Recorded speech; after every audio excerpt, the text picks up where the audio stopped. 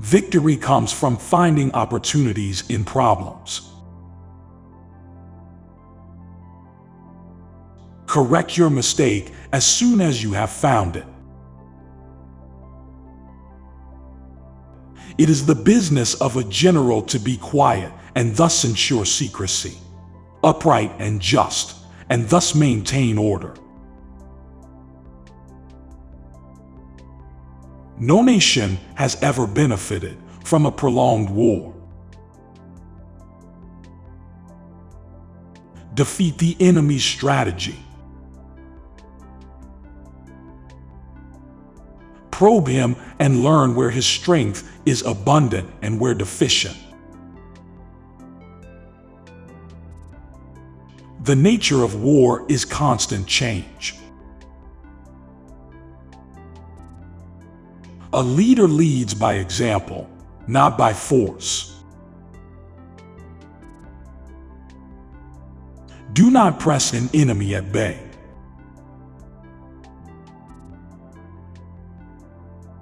Without subtle ingenuity of mind, one cannot make certain of the truth of their reports. Therefore, just as water retains no constant shape, so in warfare there are no constant conditions. If you fight with all your might, there is a chance of life, whereas death is certain if you cling to your corner. The supreme art of war is to subdue the enemy without fighting. The general who wins the battle makes many calculations in his temple before the battle is fought. The general who loses makes but few calculations beforehand. The best victory is when the opponent surrenders of its own accord, before there are any actual hostilities. It is best to win without fighting. Concentrate your energy and hoard your strength. One mark of a great soldier is that he fights on his own terms, or fights not at all. Rely not on the likelihood of the enemy's not coming, but on our own readiness to receive him. Move not unless you see an advantage. Use not your troops unless there is something to be gained. Fight not unless the position is critical. He who wishes to fight must first count the cost. Plan for what is difficult while it is easy. Do what is great while it is small. Therefore, a victorious army first wins and then seeks battle. A defeated army first battles and then seeks victory. Maneuvering with an army is advantageous. With an undisciplined multitude, most dangerous.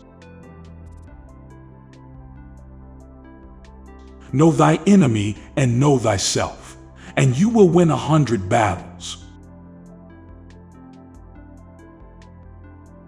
In the midst of difficulties, we are always ready to seize an advantage. We may extricate ourselves from misfortune. Wait by the river long enough, and the body of your enemy will float by you. If quick, I survive. If not quick, I am lost. This is death. For them to perceive the advantage of defeating the enemy, they must also have their rewards.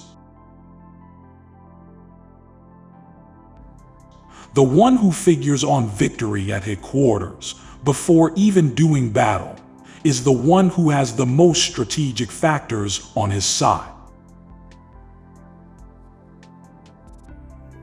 If your opponent is of choleric temper, seek to irritate him.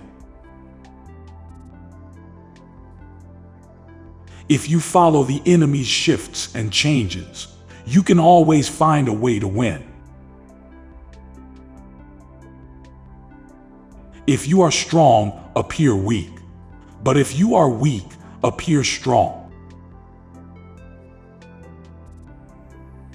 Keep their friends close and their enemies closer. The king is only fond of words and cannot translate them into deeds. First learn to become invincible, then wait for your enemy's moment of vulnerability. The true objective of war is peace. Pretend to be weak, so your enemy may grow arrogant. In all fighting, the direct method may be used for joining battle, but indirect methods will be needed in order to secure victory. Hence the saying, one may know how to conquer without being able to do it. For to win 100 victories in 100 battles is not the acme of skill. To subdue the enemy without fighting is the acme of skill. The leader of armies is the arbiter of the people's fate, the man on whom it depends whether the nation shall be in peace or in peril. The peak efficiency of knowledge and strategy is to make conflict unnecessary. It is only one who is thoroughly acquainted with the evils of war that can thoroughly understand the profitable way of carrying it on. It is more important to outthink your enemy than to outfight him. Set the troops to their tasks without imparting your designs. Rapidity is the essence of war. The line between disorder and order lies in logistics. What the ancients called a clever fighter is one who not only wins, but excels in winning with ease. All war is based on deception. A figurant both of your enemy and yourself, you are certain to be in peril. The control of large numbers is possible, and like unto that of small numbers, if we subdivide them. The best general is the one who never fights. So it is that good warriors take their stance on ground where they cannot lose, and do not overlook conditions that make an opponent prone to defeat. If an enemy has alliances, the problem is grave and the enemy's position strong. If he has no alliances, the problem is minor and the enemy's position weak. A kingdom that has once been destroyed can never come again into being, nor can the dead ever be brought back to life. To persuade your enemy to retreat before the fight is to defeat them, even before the battle begins. An enemy-made ally is no longer an enemy. So the important thing in a military operation is victory, not persistence. Let your plans be dark and impenetrable as night. The opportunity to secure ourselves against defeat lies in our own hands. One need not destroy one's enemy. One need only destroy his willingness to engage. If the enemy leaves a door open, you must rush him. Generally in war, the best policy is to take a state intact. To ruin it is inferior to this.